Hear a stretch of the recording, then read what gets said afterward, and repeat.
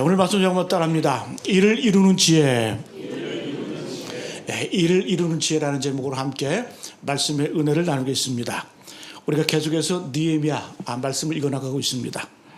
저는 우리 신앙의 모델로 이 느헤미야가 참 중요하다고 생각을 합니다. 특별히 우리 교회 젊은이들, 또 청년들, 또 젊은 분들, 이 느헤미야처럼 세상에서 크든지 작든지 간에 아름답게 또 위대하게 쓰임받기를 축복합니다. 여러분, 느헤미야의 비전과 사명, 그는 분명했습니다. 내 비전과 사명이 뭐냐? 바로 예루살렘으로 가서 성벽을 건축하는 것이다. 그게 분명합니다. 그 목적을 이루기 위해서 주님 앞에 기도하고 또 그걸 위해서 준비하는 모습이 바로 느헤미야의 모습이었습니다. 이 느헤미야가 오늘 말씀 보니까 수많은 이 이스라엘 백성들과 함께 예루살렘 성벽을 재건합니다. 끝까지 다 읽어야 되는데 15절까지만 읽었습니다. 반만 읽었습니다. 그러니까 어쨌든 이 예루살렘 무너진 성벽을 재건하고 회복하는 것이 느헤미야의 사명이었는데, 여러분, 무너졌다는 의미가 뭘까요? 무너졌다고 하는 것은 오늘 우리에게도 인생의 여정 가운데 또 신앙의 모습 가운데 무너진 모습이 있다는 거예요. 단순하게 어떤 외형적인 성벽이 무너진 그런 의미보다는 오늘 우리가 보아야 될 것은 내 어떤 그 영적인 부분, 또 삶에 무너진 것들, 무너진 일터가 있습니다. 무너진 가정이 있습니다. 영적으로 도덕적으로 무너진 상황이 있습니다. 때로는 신앙이 무너지고 가정이 무너지고 또 때로는 많은 인간관계 가운데 관계성이 무너질 때가 있다는 거예요. 그래서 우리 모두는 재건과 회복이 필요하다는 거예요.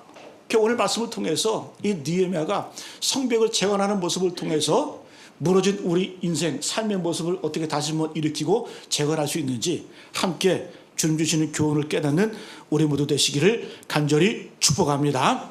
자, 그럼 이 무너진 것들이 다시 회복되는 그 기초가 무엇일까요? 무엇으로부터 이 무너진 것들이 회복이 시작됐을까요? 한마디로 말씀드리면 기도입니다. 우리가 1장에서 보았듯이 느헤미야가 페르시아 제국 그 아닥사스다 왕의 술관을 하면서 자기의 형제 하나니로부터 예루살렘 소식을 듣죠. 예루살렘 성이 불탔다, 무너졌다, 해파되었다, 이민족의 침략이 걷잡을 수 없다, 고생하고 있다. 그걸 보면서 느헤미야는 곧장 기도합니다. 금식하며 울며 기도합니다. 그 기도를 통해서 여러분, 그런 말이 있습니다. 기도는 기억하는 것이다. 기도를 하게 되면 기억하는 거예요. 여러분, 유대인들 한번 살펴보세요. 이거 그 민족 자체가 기적 아닙니까? 어떻게 2000년 동안 세계 각지에 흩어졌던 그 민족이 2000년 만에 지금 이스라엘 땅, 그 땅에 와서 정착을 하고 나라를 세울 수 있을까? 이 말이 안 되잖아요. 또 이스라엘 백성들 400년 동안 애굽에 종살이를 합니다. 애굽에 종살이를 하면 자기 어떤 정체성, 민족성 다 잃어버릴 텐데 400년 동안 그들은 잊질 않았어요. 이 뭘까 이게 도대체? 또 오늘 느헤미야처럼 바벨론의 포로로 70년 동안 끌려갔는데 그들은 여전히 돌아와서 성벽을 재건한단 말이죠. 역사 가운데 보게 되면 이들이 이렇게 할 수 있는 그 비결이 뭘까? 저는 기도라고 생각합니다. 이 유대 민족은 자기 후손들에게 다른 거 다 잃어버려도 이것만은 잊지 말아라. 기도하는 전통. 왜? 기도하게 되면 기억해내거든요. 그 기억을 통해서 다시 한번 내가 누구인지, 내가 무엇을 해야 되는지 알게 되거든요. 그래서 여러분, 끊임없이 유대 민족은 이 예배, 안식일과 기도는 목숨처럼 지킵니다. 이 전통 가운데 그들은 수천 년이 지나도 자기가 어떤 사람인지, 내가 누구인지, 또 내가 어떤 백성인지를 분명히 기억하고 있었다는 거죠. 여러분, 느헤미야도 마찬가지로 이제 기도를 통해서 준비하며 이제 기도하고 나니까 기도하면서 모든 것들이 풀리기 시작했다는 거예요. 기도가 주는 지혜가 있습니다. 이 지혜를 가지고 오늘 느헤미야 3장에서는 얼마나 아름답게 이렇게 예루살렘 성벽을 52일 만에 재건해 가는지 참 대단한 기적과 능력이 있습니다. 여러분, 오늘 3장을 우리가 읽어봤지만 별거 없잖아요. 그죠? 눈이 침침한 분들은 이름도 제대로 읽기 어려운 사람들이 쭉 나오고, 문빗장 달았다, 문짝 달았다, 이런 얘기밖에 없잖아요. 그죠? 그냥 읽으셨어요? 근데 여러분 보세요. 오늘 여러분 이 쭉 이름 모를 그런 사람들, 또 어떤 반복되는 단어가 언급되고 있지만 우리에게 주시는 분명한 지혜가 있다는 거예요. 우리는 그것을 발견해야 돼요. 그러면 이 느헤미야는 어떤 지혜를 가지고 하나님께서 맡겨주신 일을 이루어갔을까? 첫 번째는 맡기고 평가하고 본질을 회복했다는 거예요. 다시 한번요. 그는 맡기고 그리고 분명히 평가합니다. 평가하고 그 다음에 본질을 회복했다는 거예요. 자, 첫 번째 한번 따라합니다. 맡기라. 맡긴다라고 하는 것은 위임한다는 얘기죠. 위임한다. 이 맡긴다, 위임한다. 우리가 하나님께 맡긴다는 의미도 있지만 또 하나님이 우리를 맡겨주세요. 우리가 하나님을 믿는다라고 고백하지만 또 하나님도 우리를 믿으세요. 여러분, 우리가 하나님만 믿는 거 아니에요. 하나님도 우리를 믿으세요. 그래서 맡겨주시는 거예요. 이 맡긴다, 위임한다는 표현은 하나님의 아이디어입니다. 하나님께서 천지만물을 창조하시고 에덴을 창조하시고 그 다음에 마지막에 아담과 하와를 만드신 다음에 뭐 하셨어요? 맡기셨죠. 네? 에덴 동산을 다스려라. 내가 창조한 모든 동식물들, 어류들, 새들 네가 이름 지어라. 이름 지어라. 맡기시는 거, 위임하시는 거예요. 그래서 태초부터 이 맡긴다라고 하는 이런 의미는 뭐예요? 하나님의 아이디어고 하나님의 명령이라는 겁니다. 또 하나님께서는 아브라함에게 위임하셨고 모세에게도 맡기셨고 다윗에게도 맡기셨고 또 기독교 역사 가운데 수많은 역사 가운데 하나님 역사 가운데 많은 사람들에게 하나님께서 당신의 일을 맡기셨어요. 맡긴다라고 하는 것은 바로 하나님의 속성이고 하나님의 아이디어입니다. 근데 여러분, 지혜가 없는 사람들은 맡기지를 못해요. 혼자 다 하려고 그래요. 혼자 다 챙기려고 그래. 그걸 뭐라고 말해요? 어리석다라고 말해요. 어리석다고 말해요. 왜? 하나님의 속성 자체가 맡기는 거예요. 여러분, 모세도 처음에는 혼자 다 했잖아요. 200만 명 데리고 애굽을 탈출을 했어요. 탈출하고 나니까 모세 혼자 다 재판을 하고 혼자 다 결정하는 거예요. 그랬더니 이 모세장인 이도로가 와서 뭐라고 말해요? 너 그러다 죽어. 그래서 하는 말이 뭐야? 너 그렇게 살다가는 내 딸 과부 만들어. 그래가지고 이 이도로가 지혜를 내서 가르쳐 주잖아요. 조직을 가르쳐 주잖아요. 그래서 천부장, 백부장 세워가지고 그대로 재판하게끔 해. 맡겨. 맡기라는 거. 그 모세가 그때부터 이 천부장, 백부장의 어떤 이 제도가 그때부터 나오는 거예요. 맡기기 시작하는 거예요.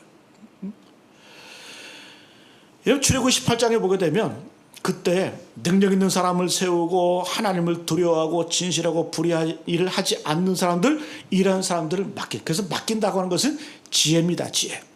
인생도 위임해야 되고 맡겨야 커지는 겁니다. 여러분, 한 사람이 감당할 수 있는 숫자가 얼마나 될까요? 얼마 안 돼요. 솔직히 따져보면 한 사람이 담당할 수 있는 그 인원은 얼마. 그래서 우리가 더 커지고 더 넓어지려면 어떻게 맡기는 지혜가 있어야 우리의 사업도 넓어지고 우리의 지역도 넓어지는 거예요. 어떻게 혼자 다 하겠어요? 맡겨야지. 그래서 느헤미야는 오늘 말씀을 보니까 다 맡깁니다. 맡겨요. 여러분, 하나님을 믿는다고 하는 것은 바로 하나님께 맡기는 거죠. 또 사람을 믿어야 돼요. 사람에게 맡겨야 돼요. 사람을 믿는다는 말이 좀 어폐가 있지만 이 말은 뭐냐? 하나님이 그 사람을 통해서 도우신다는 것을 믿는 거예요. 부족하고 연약하지만 하나님이 그를 통해서 일하신다는 것을 믿고 그때 맡길 수 있는 겁니다. 여러분, 맡기고 함께 할 때 거기서 파워나고 힘이 나오는 겁니다. 예수님은 심지어 기도할 때도 같이 하라 그랬어요. 여러분 잘 아시죠? 마태복음 18장에 보게 되면 진실로 너에게 이르노니 무엇이든지 너희가 땅에서 풀면 하늘에서도 풀릴 것이요 또 무엇이든지 너희가 땅에서 매면 하늘에서도 맬 것이다. 진실로 너에게 이르노니 너희 중에 두 사람이 합심하여 무엇이든지 구하면 하늘에 계신 아버지께서 그들을 위하여 이루시리라. 여러분, 주님께서는 기도도 어떻게 하라? 혼자 하지 말고 두세 사람 함께 모여서 기도하라는 거예요. 그러면 집에서 혼자 기도하지 마시고 수협에 나와서 기도하시고 또 예배 전에 미리 나와서 기도하시고, 예? 금요기도에 나와서 좀 기도하시고, 찬양도 하면서 기도도 하시고, 예? 그 뭐가 아꼈다가 어디에 쓰시려고 그렇게 아끼세요? 예? 울부짖으며 기도하시고, 소리치며 기도하시고, 예? 여러분, 사용해야 건강해지는 거예요. 사용해야 새로운 힘이 주어지는 거예요. 주님께서는 그래서 기도도 함께 해라. 오늘 여러분 본문 보게 되면 다양한 사람들이 다 모였어요. 1절에는 제사장들, 4절에는 젊은 사람들, 8절에는 세공업자들, 9절에는 관리하는 사람들, 12절에는 여자들도, 그죠? 여자들하고 소외된 거 없어요. 예? 여자들. 그 다음에 13절에 보니까 뭐 다른 사람들이 와가지고 또 와서 또 같이 일을 하고, 17절에는 레위인들, 26절에는 종들, 32절에는 상인들, 다 모여? 다 다르고 다 분야가 다르지만 함께 모여서 함께 협력해서 서로 맡기는 거예요. 여러분, 그래서 힘을 합치면 이길 수 있어요. 힘을 합치면 52일간의 기적이 나타나는 거예요. 임진왜란 때 그 일본 그 외놈들이 우리나라를 침략할 때 뭐 한 방향으로 그냥 쭉 올라온 거 아니에요. 예? 3명인가 4명인가 그 3가지 4가지 방향으로 쭉 올라왔잖아요. 그죠? 뭐 서로 경쟁을 하듯이 막 이 세 군단이 그냥 우리나라를 조선을 침략을 해가 쭉 올라오는데, 제일 끝까지 올라간 이 일본 놈이 누구냐면 그 가등청정. 예? 예? 가등청정. 그 어디까지 올라가면 백두산까지. 예? 백두산까지 올라간 거예요. 예? 갓도 기요마사, 가등청정. 백두산까지 올라갔어요. 근데 이 가등청정이 백두산에 가가지고 뭘 잡았냐 하면은 백두산 호랑이가 유명하죠. 백두산 호랑이를 잡았어요. 아마 일본에는 호랑이가 없는 것 같아요. 그죠? 그 백두산에서 호랑이를 이제 잡고 나서 이 도요토미 히데요시, 일본에 있는 풍신수길, 자기 어떤 그런 주군에게 이 호랑이를 바치는 거예요. 예? 이 조선의 호랑이 한번 구경하시고, 그리고 이 호랑이를 잡아가지고 배에 실어가지고 이 일본에다가 이제 보냅니다. 그때 뭐 들은 건 있어가지고 호랑이가 배 타고 가다가 지칠지 모른다, 또 죽을지도 모른다, 그래가지고 이 호랑이를 태워보낼 때 뭘 같이 그 우리에다 넣어서 보내냐면 개 3마리를 함께 넣습니다. 왜? 데리고 놀라고. 예? 또 배고프면 잡수라고. 그래가지고 이 개 3마리를 호랑이에다 집어넣어줍니다. 그래서 이제 배를 타고 호랑이가 일본에 딱 도착을 했어요. 문을 딱 열어보니까 누가 죽어 있게요? 뭐 다 아시겠죠, 그죠? 개 3마리가 죽은 게 아니라 호랑이가 죽어 있더라는 거예요. 그 개가 무슨 개다? 뭔 진돗개예요, 진돗개는. 풍산개. 털 때문에 눈 잘 안 보이고 막 미친 사람처럼 머리 풀어헤친 그 개 있잖아요. 크지도 않아. 그 풍산개 3마리. 여러분, 진돗개만큼 명견이 풍산개. 그 풍산개 그 3마리가 힘을 합쳐가지고, 저는 개 앞에 호랑이 앞에 개가 얼마나 무력한지 봤거든요. 영상 같은 데 보면 그냥 호랑이가 이 큰 손으로 한 대 빡 때리고 목 그냥 물어버리면 끊어버리더라고요. 그게 개, 약한 게 개예요. 그런데 그 싸나운 풍산개 3마리가 백두산 호랑이를 죽인 거예요. 이거 진짜예요, 진짜. 지어낸 얘기가 아니라. 예? 이 말은 뭘까요? 약해도 부족해도 힘을 합치면 이긴다라는 거예요. 예? 내 인생이 개 같다. 여러분, 풍산개가 되시길 축복합니다. 내가 약하면 힘을 모으면 합치면 돼요. 맡기고 서로 위임하면 되는 거예요. 예? 여러분, 오늘 니에미야 리더십 성벽재건할 때 혼자 다 한 거 아니에요. 페르시아에서 물량 다 갖고 와가지고 그냥 쉽게 한 거 아니에요. 다 이름합니다. 여러분, 3장을 한번 잘 읽어보세요.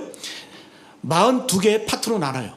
42개의 파트로 나눠서 38개의 가문이 나누어서 성벽을 건축합니다. 다시 한번요. 42개 파트로 나눠서 38개의 가문이 힘을 합칩니다. 근데 그 가문을 세울 때에도 그냥 한 게 아니라 결대로. 예? 그러니까 자기 집 앞에 있는 성벽은 그 집안에서 해라. 그 가문이 해라.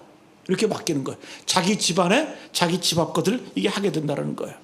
그러니까 익숙하죠. 자기 집 앞이니까 어디가 낮고 어디가 높고 이렇게 하면서 잘 알기 때문에 느헤미야는 지혜가 있는 거예요. 결대로 예? 너희 집 앞은 니들이 해라. 한 가문이 맡았으면 그걸 해라. 이렇게 하면서 이제 맡기는 거예요. 특별히 1장 보게 되면 1장 같이 한번 읽고 1절 같이 한번 읽습니다. 1절 말씀 시작. 그때 대제사장 엘리아십이 그의 형제 제장들과 함께 일어나 양문을 건축하여 성벽하고 문짝을 달고 또 성벽을 건축하여 한메아 망대에서부터 하나넬 망대까지 성벽하였고, 여러분 예루살렘 성벽 지도를 보게 되면 나중에 한번 찾아보세요. 쭉 위에는 이렇게 넓어요. 이게 넓고 아래로 이게 쭈그러듭니다. 맨 앞에 오늘 1절에는 양문이 있어요. 양문. 엄청나게 큰 문이죠. 왜? 온갖 재물이 다 글로 들어가고 예배 드리기 위해서 들어가는 문이기 때문에 양문은 큽니다. 그 제일 끝에 뭐가 있냐? 쪼그라드는데 깔때기처럼 이 마지막이 분문이에요. 분문. 분문은 쉽게 말하면 똥문. 분문. 우리 분뇨 처리한다고 그러잖아요. 그죠? 분뇨. 똥 오줌. 그러니까 마지막에 이게 위에는 양문, 큰 문인데 갈수록 맨 밑에는 골짜기로 내려가서 이 분문, 똥문인데 거기다가 배설물을 버리는 거예요. 예루살렘 성 안에 있는 그런 배설물들을 거기다 버리는 거예요. 그 밑에 보면 흰놈의 골짜기. 거기다가 이제 버리는 거예요. 거기가 나병 환자가 살고 문둥병자가 살고, 예? 거기서 사는 사람들이 그 있는 거예요. 예? 저주받은 땅. 예? 또 어쨌든 제일 먼저 세운 땅이 뭐냐면 이제 양문을 세워나갑니다. 잘 보시면 오늘 여러분 제가 정리해드리면 총 그 지도자의 이름이 한 75명 정도 나오거든요. 또 직업군은 15개 직업군이에요. 이 42개 파트, 38개의 가문이 다 합심을 해서 다양한 직종에 있는 사람들이 함께 어떻게 52일 만에 동시다발적으로 성벽을 건축합니다. 여러분 만약에 양문을 먼저 건축하고 하나하나 지어나갔다고 한다면 방해가 얼마나 많았겠어요. 그런데 느헤미야는 은밀하게 지혜가 있게 어떻게 그냥 이스라엘 전체가 다 동시다발적으로 52일 만에 자기 집 앞은 자기가 이렇게 하면서 50일 만에 지어져 나갑니다. 지혜가 있는 거죠. 지혜가 있는 거죠. 그러니까 대적들이 방심하는 거예요. 또 52달도 안 돼가지고 이 예루살렘 그 어마어마한 성벽을 그냥 한꺼번에 싹 지어나간다는 거죠. 여러분 우리도 이런 지혜가 있기를 간절히 축복합니다. 여러분 지혜는 뭐다? 맡기는 거예요. 자, 그러면 느헤미야는 이걸 어디서 배웠을까? 이런 지혜를. 아마 그가 페르시아 왕국에 있으면서 그 왕의 술 맡은 관원이 술 따른 자였잖아요. 그죠? 비서실장. 여러분 그 당시에 세계를 제패했던 제국이 페르시아 제국이거든요. 어마어마한 엄청난 제국이에요. 세계 최강의 나라였습니다. 페르시아 제국. 예? 근데 이 페르시아 이 제국이 그만큼 강력한 만큼 축성술, 건축하는 기술이 상당히 발달이 되어 있습니다. 아마도 이 느헤미야는 이 왕의 측근으로 있으면서 그걸 봐왔던 것 같아. 지금도 여러분 저도 이란을 안 가봤지만 이 시대 때 페르시아 때 지었던 그 이란의 건축물들이 아직까지 정말 어마어마하게 화려하게 남아있다 그래요. 예? 그만큼 발전이 되었다는 거죠. 여러분 이 어찌 보면 이 페르시아 민족 엄청난 제국이었습니다. 아리안족. 이 아리안족이 동쪽으로 가서 인도의 지배계층이 됩니다. 인도 그 북쪽에. 예? 인도 사람들 인종이 다 다르잖아요. 그죠? 근데 인도 사람인데 좀 허여멀건한 사람들이 있어요. 그 사람들은 카스트에서 가운데 좀 높은 데 있는 사람들이에요. 그 아리안족 핏줄이거든요. 동쪽으로 와서 아리안족이 인도 사람을 형성을 했고 그 다음에 서쪽으로 가서는 이 유럽의 뿌리가 되는 게 바로 이 아리안족이에요. 그러니까 페르시아 제국이 그만큼 엄청난 이 제국이죠. 문명의 시초입니다. 근데 여러분 잘 보세요. 느헤미야가 포로로 끌려갔어요. 그 민족은 나라 잃은 백성이에요. 그럼에도 불구하고 그는 어떻게 페르시아에서 그런 거를 받겠죠. 그런 여러분 한탄한 것만 아니에요. 술만 따른 거 아니에요. 이런 것들을 배워서 그래서 여러분 버릴 것이 없는 거. 이런 것들을 배워서 예루살렘으로 돌아와서 성벽을 재건하는 일에 일사불란하게 이 성벽을 재건하는 그런 지혜가 바로 여기서부터 생겼다는 거예요. 여러분 포로 생활 얼마나 기구합니까? 그러나 여러분 생각하세요. 우리 인생 가운데 기구한 인생은 없다라는 거예요. 낭망하고 좌절하지 않으면 그 가운데서 충성스럽게 배우면 하나님께서 그걸 쓰신다라는 거예요. 요셉 보세요. 얼마나 기구한 인생입니까? 10대에 채색 입고 아버지의 사랑을 받았던 그 요셉이 팔려갔잖아요. 얼마나 기구합니까? 그것도 모자라서 모함을 쓰고 감옥에 들어가잖아요.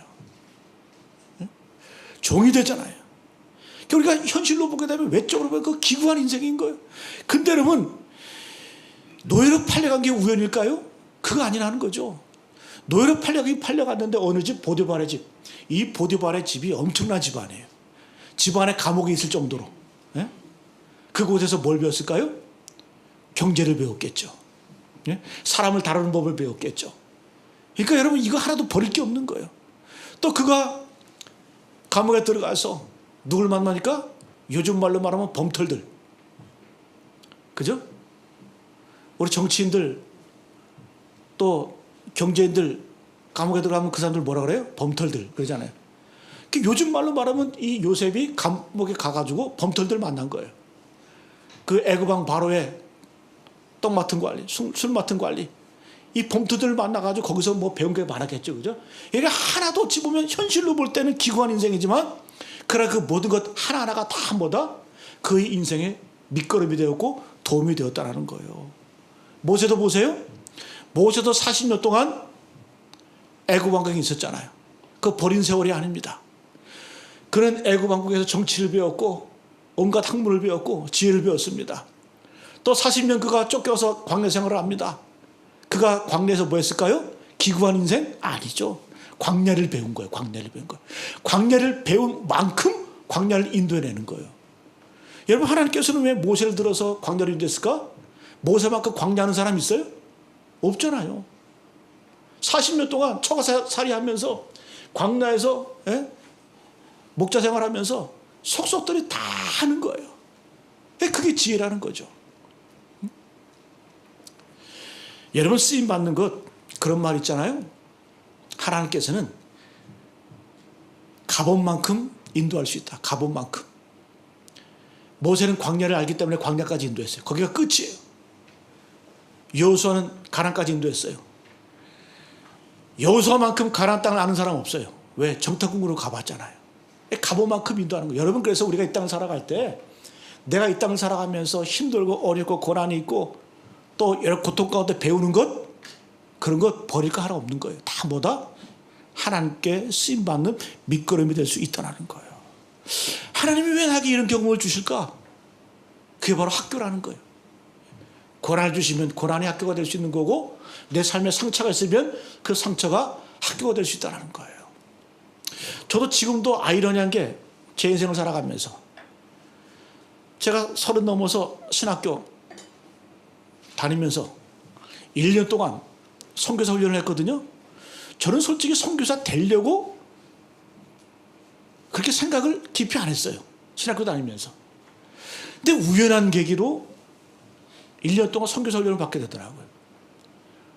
저희 아내도 첫해 배가 이렇게 나와가지고 그 힘든 사람 데리고 매 부부가 같이 선교사 훈련 받아야 되거든. 응? 그래가지고 1년 동안 받았어요. 근데 그 시초가 어디냐? 제가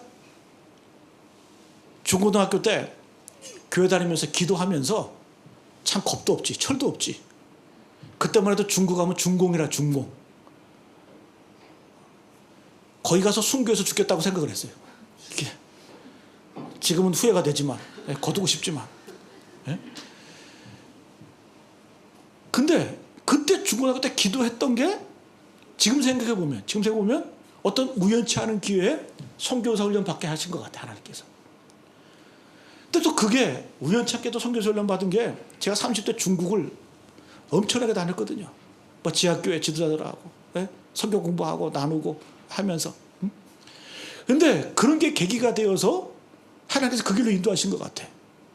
저는 그렇게 생각합니다. 제 인생의 마지막은 선교지가 되지 않을까, 그런 생각이 듭니다. 왜? 지금까지 하나님이 인도하심을 보게 되면 그런 것 같아요. 하나님의 섭리가 있는 것 같아요. 그러니까 모든 과정이 다, 예? 우리는 몰라. 그 당시에는. 그 당시엔 모르지만 순간순간 하나님의 인도하신 가운데 만들어 가시는 그런 과정이 있다는 거예요. 과정이 있다는 거예요. 여러분 지금 힘들고 어려우세요?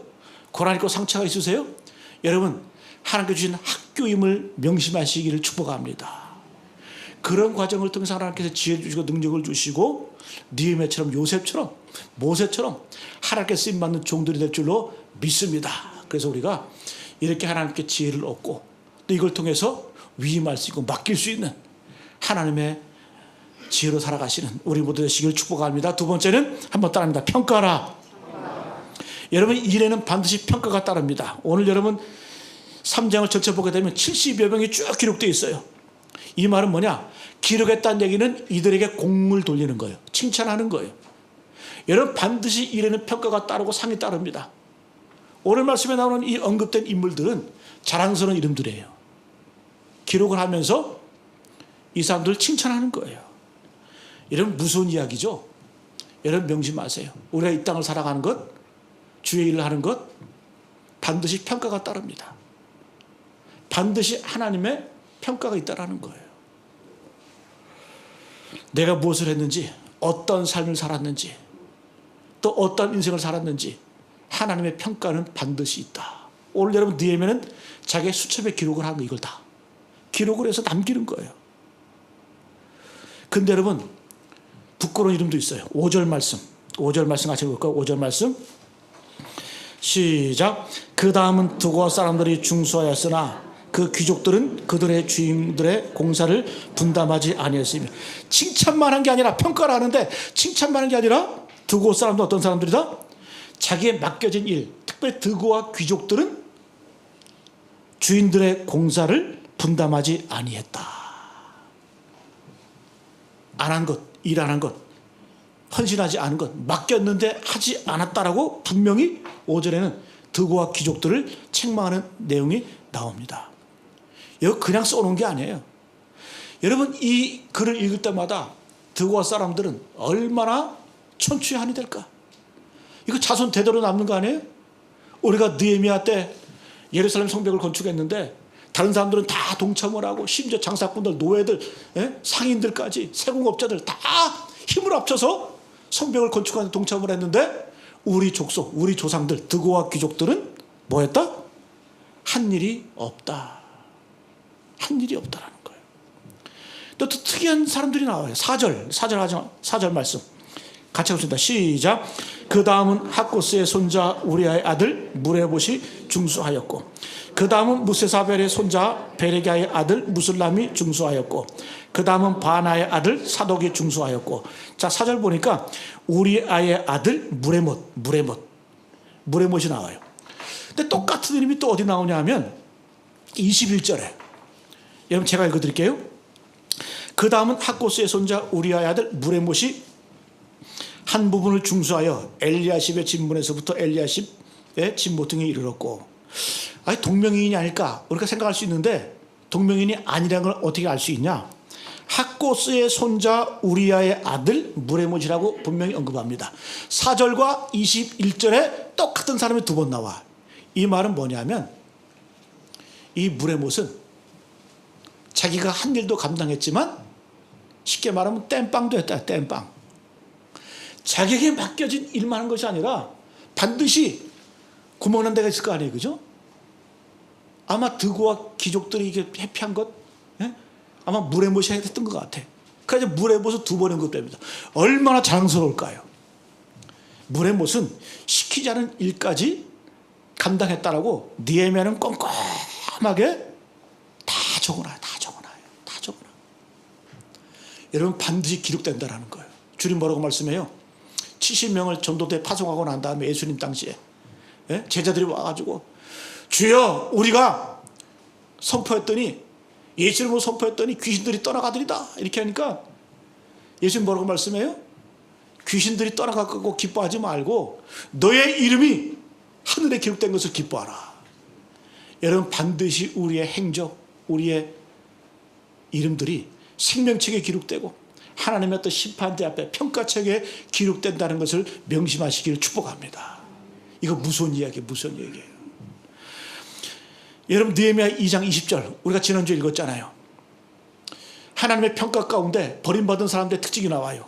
자, 우리 20절 제가 읽어드릴게요. 내가 그들에게 대답하여 이르되 하늘의 하나님이 우리를 형통하게 하시리니 그의 종들인 우리가 일어나 건축하려니와. 순종하는 사람들이에요. 쓰임받는 사람들이에요.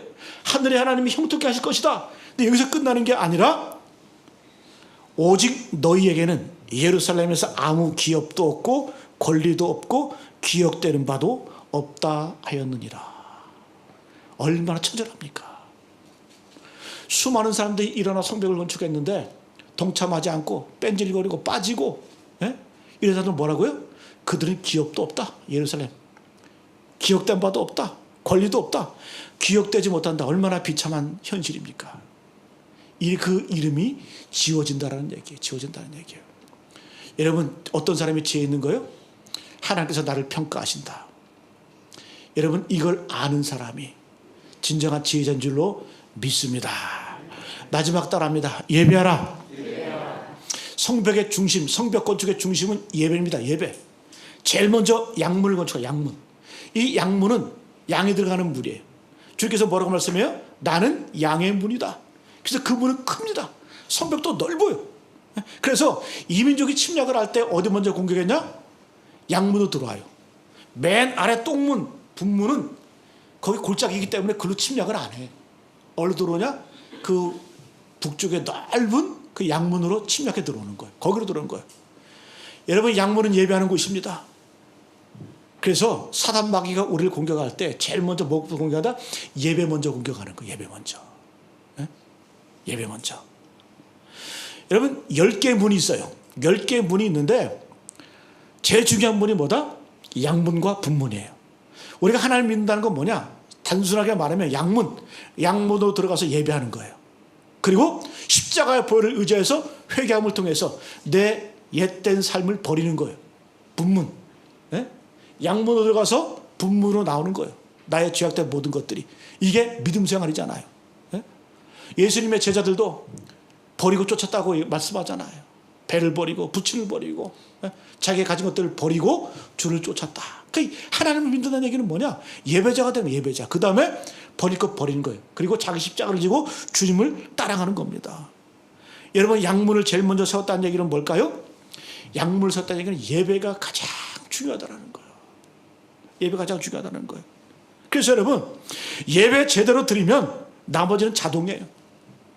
제가 장담합니다. 하나님의 약속이기 때문에 예배 드리면 다른 것들은 자동이에요. 삶의 모든 것들이 풀려버려요. 근데 예배를 소리하잖아요. 하나 풀리는 것 같으면 하나가 막혀. 맨날 인생이 번뇌예요. 끊임없이 죽을 때까지 인생이 고민이에요. 갈등이에요. 그래서 살 수밖에 없다는 거예요. 여러분 예배 갖고 장난하지 마세요. 어떤 분들 기분 나쁘면 예배 안 드린다 그래. 그거 죽는 일이에요. 망하는 게 지름길이에요. 예배 가지고 장난하지 마세요. 승질 나면 나 몇 달 동안 예배 안 드려.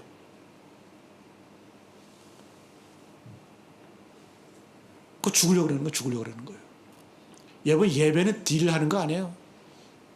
특별히 관원상제 가지고 예배와 바꾸지 마세요. 목사는 웬만하면 이해하겠죠. 목사는 이해하죠. 상황이 그렇기 때문에 참석을 해도 예배 드리고 참석하세요. 예배 드리고. 여러분 예배라고 하는 것은 우리 일생 가운데 가장 중요하고 가장 소중한 일이에요. 그 예배 가지고 여러분 함부로 농담하거나 예배 가지고 함부로 장난치거나 예배 가지고 소리 여기지 말라라는 거예요.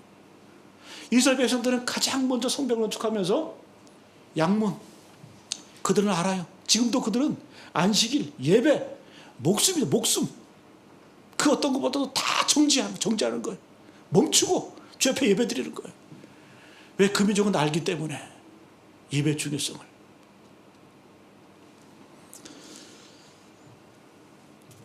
여러분 예배는 우리 인생의 옵션도 아니고 액세서리도 아니고 예배는 남는 시간에 드리는 것 아니에요. 그럼 하나님께서도 여러분들 그렇게 대우하시는 거예요.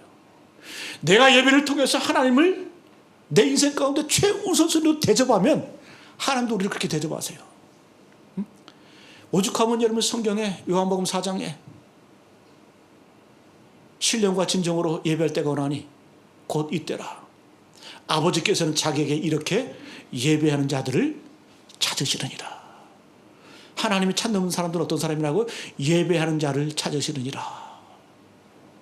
성벽이 제거됐다는 얘기는 뭘까요?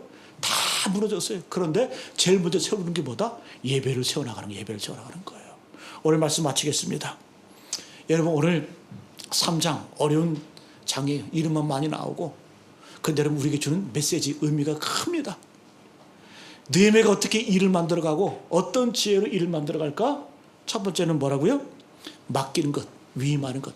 왜? 하나님의 아이디어였기 때문에 42개 지역으로 나눠서 38개의 가문이 일사불란하게 52일 만에 결대로 능력대로 한 번에 증축해버리는 거예요. 마귀가 틈을 타지 못하게. 마귀도 방심했겠죠. 그죠? 그리고 여러분 반드시 우리가 하는 일에는 하나님의 평가가 따라온다. 하나님의 평가가 따른다. 꼭 명심하세요. 두려운 이야기지만 우리가 꼭 명심하고 살아야 됩니다. 그 다음에 가장 인생 중요해서 예배하라.